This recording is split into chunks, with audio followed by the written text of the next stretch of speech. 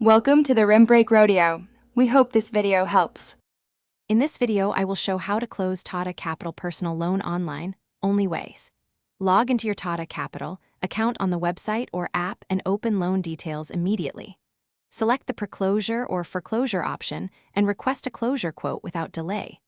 Verify the outstanding balance including any prepayment fees, then complete the online payment. After payment completes, download the closure letter and NOC and safely save copies for your records. Start by checking the exact prepayment charges and outstanding amounts from your Tata Capital loan account.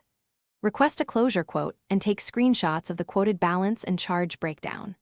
If the quote looks correct, choose the secure online payment option and complete the transaction using net banking or card as permitted.